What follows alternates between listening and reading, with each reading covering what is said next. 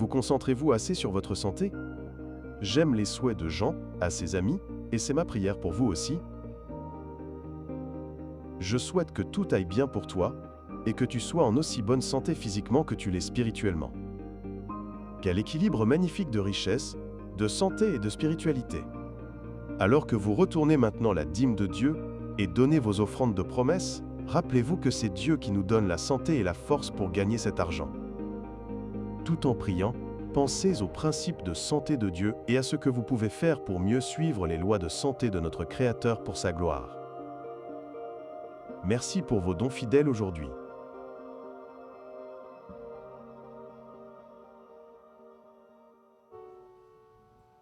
Maintenant, nous allons chanter un cantique. Et pendant qu'on va chanter ce cantique, j'invite les diacres à passer dans les rangs pour les offrandes.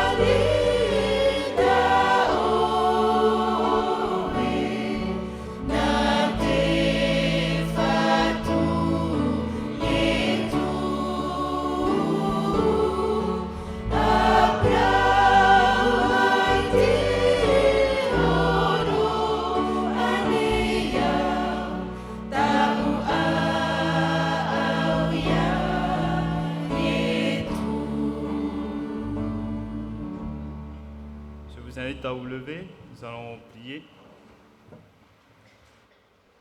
Seigneur, nous reconnaissons les bénédictions que tu as faites pour nous cette semaine. Te remercions encore pour toutes les bonnes choses que tu as pu nous donner. Nous voulons te remercier et pour cela, nous voulons te remettre ce qu'on doit pour toi. Nous voulons que ces offrandes puissent servir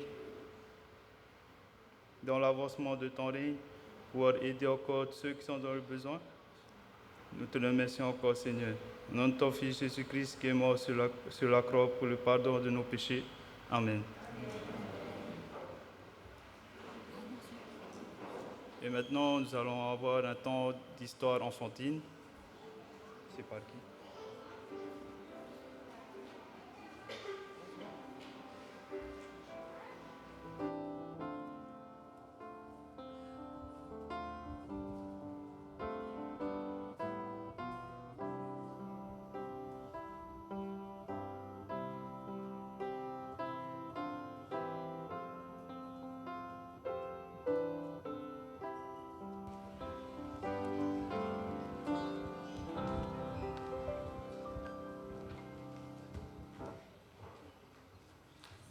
C'est bon, tout le monde a trouvé sa place. Bonjour les enfants. Vous allez bien? Je vais vous poser une question et vous allez me répondre par oui ou non. Savez-vous que Jésus vous aime? Deuxième question.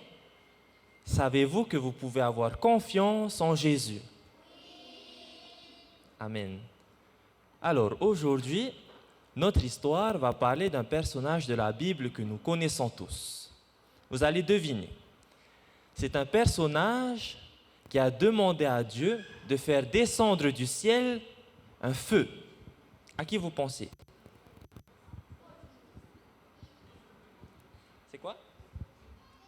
Élie. Bien. Alors, Élie, enfin au temps d'Élie en tout cas, il y avait une grande sécheresse. Très grande sécheresse. Est-ce que vous savez c'est quoi la sécheresse? C'est quoi? Quand il n'y a plus rien, quand il n'y a plus d'eau, quand il n'y a plus rien qui pousse. Eh bien, c'est ce qui s'est passé au temps d'Élie. Et là, Dieu dit à Élie, Élie, mon cher serviteur, va à la petite rivière là-bas. Je m'occuperai de toi. Je prendrai bien soin de toi. Élie obéit. Il va à la petite rivière, il boit de l'eau, mais il a toujours faim. Il se dit, mais Seigneur, je n'ai pas de nourriture, je n'ai pas à manger. Comment peux-tu prendre si soin de moi si je n'ai pas à manger? Alors Dieu, chaque jour et chaque nuit, envoya des petits oiseaux. Dans l'histoire, c'était des corbeaux. Il envoyait des corbeaux, lui emmenaient à manger dans leur bec. Et tous les jours, c'était comme ça. Et Dieu a bien pris soin d'Élie. Morale de l'histoire, vous pouvez toujours avoir confiance en Dieu. Quand Jésus va vous demander d'aller là-bas ou là-bas ou là-bas, et qu'il vous promettra qu'il vous protégera, il faut le croire, parce qu'il va le faire. Quand vos parents vous disent « Jésus vous aime », ce ne sont pas des petites paroles en l'air, c'est vrai. D'accord? D'accord? Voilà. Ben, c'est tout pour nous aujourd'hui. La petite histoire d'aujourd'hui, histoire que vous puissiez comprendre le message que Tati a dit tout à l'heure. Merci. Marie-Claude et Tatiani va vous distribuer quelque chose. C'est pour les enfants. C'est pas les grands enfants. Non.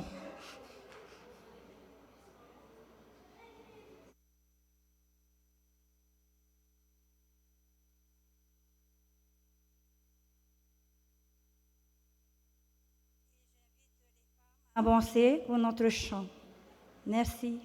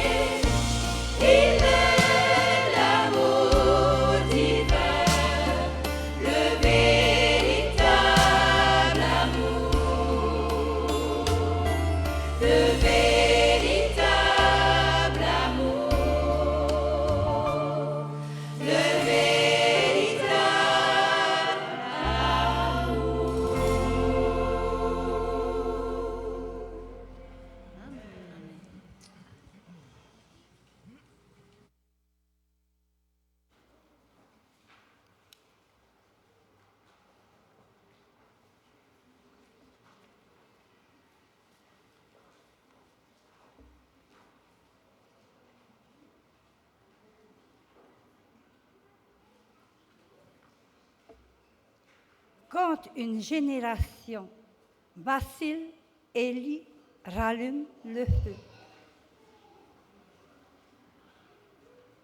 Autrement dit, au cœur de la crise, le feu d'Élie éclaire une génération. Chers frères et sœurs, chers jeunes, chers enfants, chers amis, chers invités, et à tous ceux qui nous suivent sur les réseaux sociaux, bonjour et bon sabbat. Je vous invite à découvrir avec moi et à travers l'exemple d'Élie comment une vie consacrée à Dieu peut transformer toute une génération. Bienvenue dans ce temps d'encouragement. Oui, dans un temps de crise, Élie osa porter le feu. Oui, pour une génération en quête de son. Élie fut la flamme d'espoir. Je vous invite à la prière. Seigneur notre Dieu, comme tu as parlé à Élie, parle aujourd'hui à nos cœurs. Ramène notre foi. Donne-nous le courage de te suivre malgré les difficultés et fais tomber le feu du ciel dans notre vie spirituelle. Au nom de Jésus. Amen. Nous vivons aujourd'hui dans un monde en perte de repères. Donc, le feu d'Élie est plus actuel que jamais. Et Dieu cherche encore des Élie pour une génération en crise. Maintenant et toujours, Élie cherche encore, comme Dieu cherche des hommes et des femmes à porter son feu. De quelle crise s'agit-il? Nous pouvons lire dans 1 Roi au chapitre 18, verset 21, qui nous dit « Alors Élie s'approcha de tout le peuple et dit « Jusqu'à quand clochez-vous des deux côtés? Si l'Éternel est Dieu, allez après lui. Si c'est Baal, allez après lui. » Le peuple ne lui répondit rien. Il s'agit d'une crise spirituelle. De même pour nous, on nous appelle, on cloche des deux côtés aussi. On nous appelle à servir le Seigneur et on hésite encore.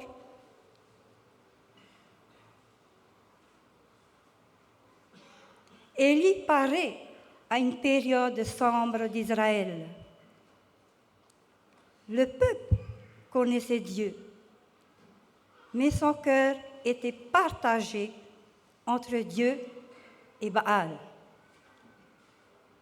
Le roi Achab et la reine Jézabel avaient conduit la nation dans l'idolâtrie. Aujourd'hui aussi, beaucoup connaissent Dieu, mais vivent avec un cœur divisé. Je suis chrétien à l'Église, mais loin de Dieu, dans ma vie de tous les jours. Le message d'Élie est toujours d'actualité. Nous pensons toujours que d'autres peuvent faire le travail de Dieu et d'autres non. Nous sommes chrétiens, mais le cœur est loin de Dieu. Nous pouvons faire de belles choses pour le monde, mais pour Dieu, le cœur est éloigné. Dieu appelle encore les hommes et les femmes à le servir.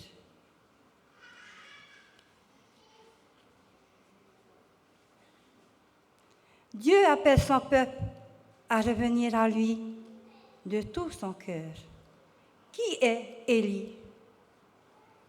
Élie est un homme ordinaire, mais rempli de foi. Nous pouvons lire dans Jacques chapitre 5, verset 17. Élie était un homme de la même nature que nous. La Bible ne présente pas Élie comme un ange ou un surhomme, comme nous. Il avait des peurs, nous avons des peurs, des combats, nous avons des combats, des moments de fatigue, nous avons des moments de fatigue. Mais une chose faisait la force, c'est la communion avec Dieu. Si nous avons cette communion avec Dieu, cette force régnera en nous et nous pouvons vaincre et nous pouvons marcher avec Dieu. Dieu ne cherche pas des personnes parfaites, il cherche des cœurs sincères, des personnes disponibles, des hommes et des femmes qui prient. Que fait la force de la prière? Cette union avec Dieu. Sans la prière, nous ne sommes rien. Le monde étouffe notre vie spirituelle. Peut-être aujourd'hui, nous nous sentons faibles. Dieu peut encore nous utiliser puissamment. Que nous faut-il faire? Nous confier en lui. La foi d'Élie augmentait à mesure qu'il se confiait en Dieu. Nous pouvons lire dans le livre du prophète Hélène White qui nous parle, qui nous dit: le peuple s'est éloigné de Dieu et s'est trouvé un autre Dieu qui est Baal. De même pour nous. On se retourne aussi. On a d'autres dieux. Que ce soit notre travail, que ce soit notre vie. Plein de choses. Nous nous éloignons de Dieu à travers toutes ces choses. Désirant ramener le peuple à Dieu, Élie lance un défi au roi Achab et au peuple d'Israël. Rendez-vous est donné au mont Carmel. Comme cet après-midi, il y en a un rendez-vous à rendre nos Matahiapo.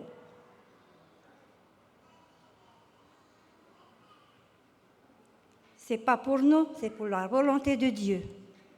Nous devons rendre visite à nos Matahiapo, à nos malades. Dans 1 Roi, chapitre 18, verset 19, qui nous dit: fais maintenant rassembler tout Israël auprès de moi, à la montagne de Carmel. Et aussi les 450 prophètes de Baal et les 400 prophètes d'Astraté qui mangent à la table de Jézabel. Nous connaissons l'histoire. À travers des offrandes, il fallait prouver quel était le vrai Dieu. En faisant descendre du feu du ciel. les prophètes de Baal criaient. Nous pouvons lire dans 1 Roi au chapitre 18, verset 26.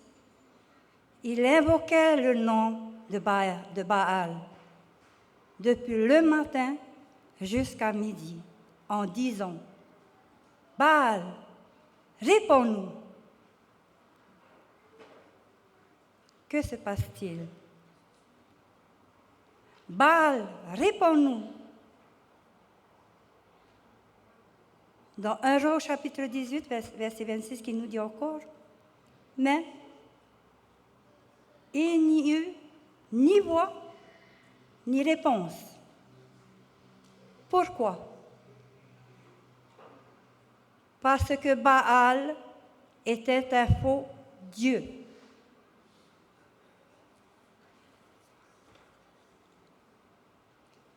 Puis, ce fut au tour d'Élie. Nous pouvons lire dans 1 Roi, chapitre 18, versets 36 à 37. Au moment de la présentation de l'offrande, Élie, le prophète, s'avança et dit « Éternel Dieu d'Abraham, d'Isaac et d'Israël, que l'on sache aujourd'hui que tu es Dieu en Israël, que je suis ton serviteur et que j'ai fait toutes ces choses par ta parole. Réponds-moi, Éternel, réponds-moi, afin que ce peuple reconnaisse que c'est toi, l'Éternel, qui est Dieu, et que c'est toi qui ramènes leur cœur. » Que se passait-il? Dans 1 Roi, chapitre 18, verset 38, qui dit « Et le feu de l'Éternel tomba. » Pourquoi? Parce que l'Éternel est un Dieu vivant. Il entend nos prières, il voit nos cœurs, il voit notre souffrance. C'est ce vrai Dieu-là qui pourra nous répondre. Que représente le feu? C'est la présence de Dieu, c'est la puissance de Dieu, c'est l'approbation de Dieu. Aujourd'hui encore, Dieu veut et peut envoyer un feu spirituel à travers un réveil, un désir sincère de repentance, une foi vivante, comme l'école du sabbat disait.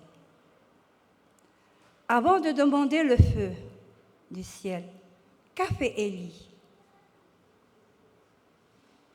Nous pouvons lire dans 1 Roi, chapitre 18, au verset 30.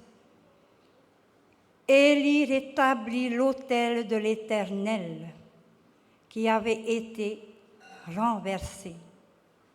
Aujourd'hui, beaucoup veulent le feu de Dieu, mais sans avoir réparé l'autel.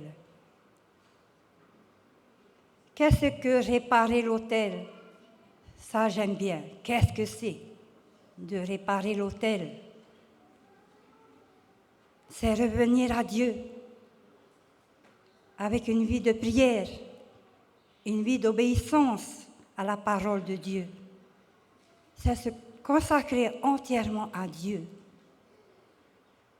Si je ne répare pas cet autel, comment Dieu pourra entendre ma prière?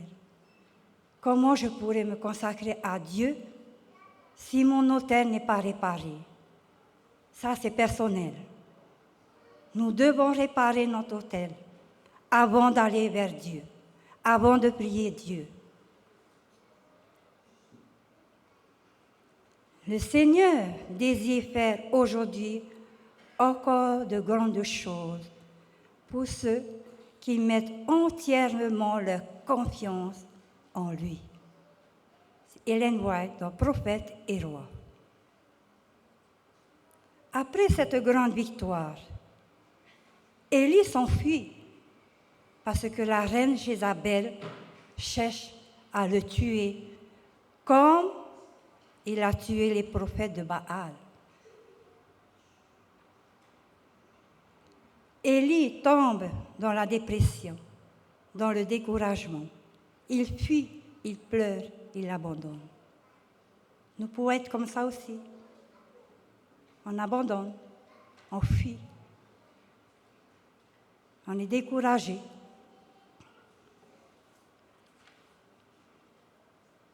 Dans 1 Roi au chapitre 19, verset 4, il s'assit sous un chenil et demanda la mort en disant, « C'est assez. Maintenant, l'Éternel, prends mon âme, car je ne suis pas meilleur que mes pères. » Cela nous enseigne que même les grands hommes de Dieu peuvent traverser des moments de solitude, des moments de fatigue, des moments de découragement. Mais Dieu ne rejette pas Élie. Mais Dieu nous ne rejette pas du tout.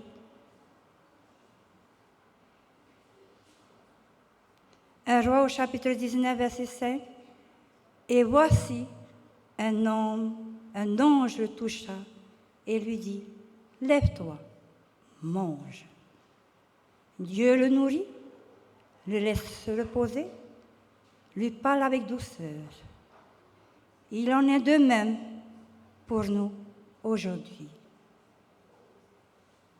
Même dans nos combats quotidiens, Dieu nous voit. Même quand nous sommes épuisés spirituellement, Dieu ne nous abandonne pas. Dieu traite avec tendresse ceux qui sont découragés. Ellen White, prophète et roi. Oui, Dieu s'adresse à nous dans un murmure doux et léger. J'aime bien ce mot, murmure doux et léger. Ce n'est pas un murmure lourd, dur, non. Doux et léger.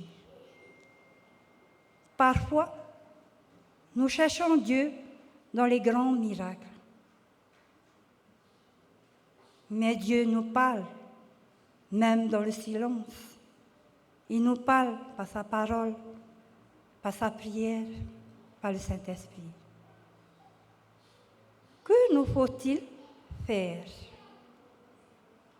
Prenons du temps chaque jour pour écouter Dieu.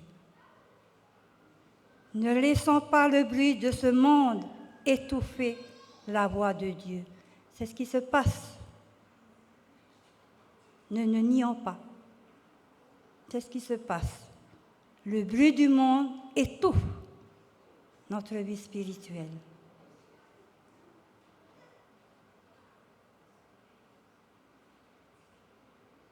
Nous vivons dans un temps où beaucoup perdent leur foi, où les distractions nous éloignent de Dieu.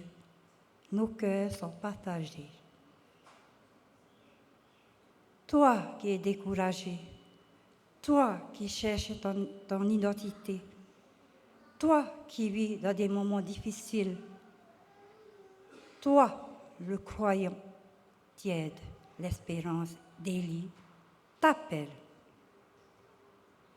nous appelle à la repentance, à la fidélité, à la prière et au réveil spirituel. Voilà l'ordonnance de Dieu. C'est pas compliqué. Hein? La repentance, la fidélité, la prière, le réveil. Et cette ordonnance, elle est gratuite. Il suffit d'aller vers Dieu et lui demander. L'espérance d'Élie montre que un homme seul avec Dieu peut changer une nation. La prière sincère avec une puissance. Dieu agit toujours et même aujourd'hui. Le réveil commence par un cœur consacré. Le problème d'Israël n'était pas un manque de religion, mais un cœur partagé. Pour nous de même aussi, ce n'est pas la religion, c'est nous. On veut acquérir le monde, mais Dieu, on le met de côté. Donc, notre cœur est partagé. Dieu ne veut pas seulement une partie de notre vie, mais notre vie entière, notre vie. Le cri d'Élie résonne encore aujourd'hui. Si l'Éternel est Dieu, allez après lui. N'allons pas après d'autres dieux. Et Dieu nous appelle tous les jours, tous les matins, tous les soirs, même quand on travaille, il appelle. Même en faisant la cuisine, il appelle. En faisant le ménage, dans le jardin, il appelle. Ne cessons pas de prier à chaque moment que nous pouvons. Rétablir ce lien avec Dieu par la prière. N'hésitons pas. Ne laissons pas le monde étouffer ce que nous devons faire pour Dieu, le servir convenablement.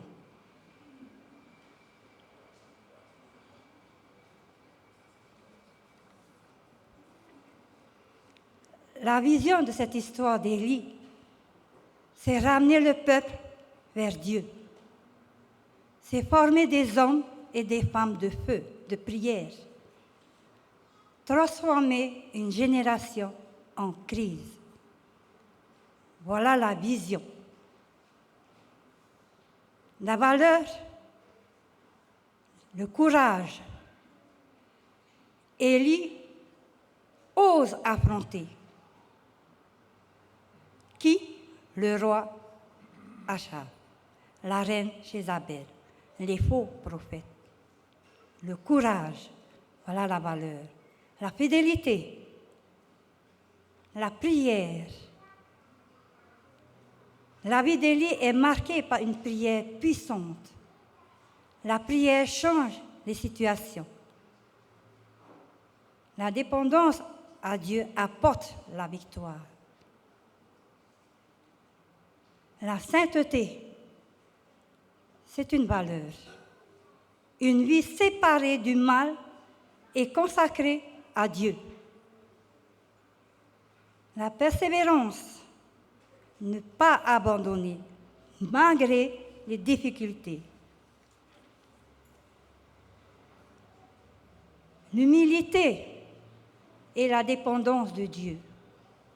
Ça aussi, c'est une valeur. Reconnaître que la vraie puissance vient de Dieu. Élie devient un modèle de leader spirituel dans un monde corrompu.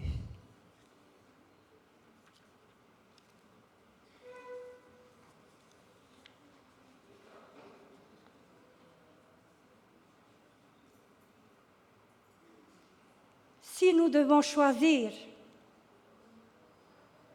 Dieu ou le monde,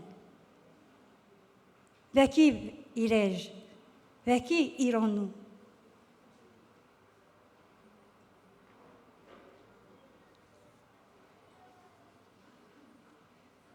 Si nous voulons servir Dieu avec beaucoup d'amour et beaucoup de zèle, nous devons choisir Dieu.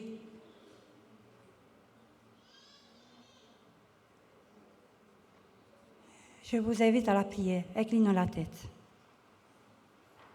Seigneur notre Dieu, nous venons devant toi avec humilité et sincérité.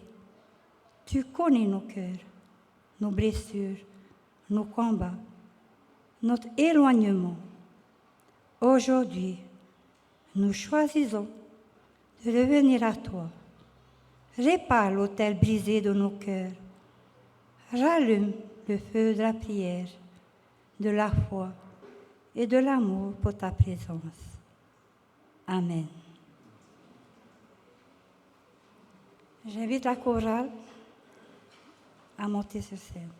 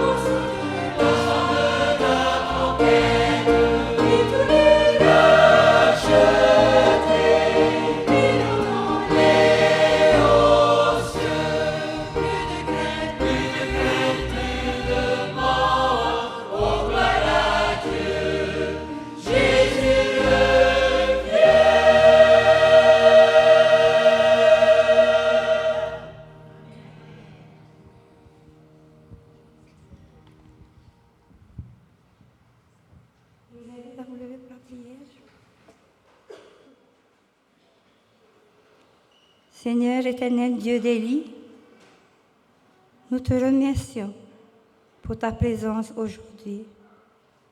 Que le feu du Saint-Esprit brille dans nos cœurs. Brise la tiédeur, relève ceux qui sont découragés. Restaure les familles, fortifie les jeunes et ramène ton peuple à toi. Donne-nous le courage d'Élie pour rester fidèles dans ce monde. Que nos voix soient des autels vivants pour ta gloire et que chacun reparte transformé par ta puissance. Au doux nom de Jésus, merveilleux Sauveur, qui revient bientôt. Amen.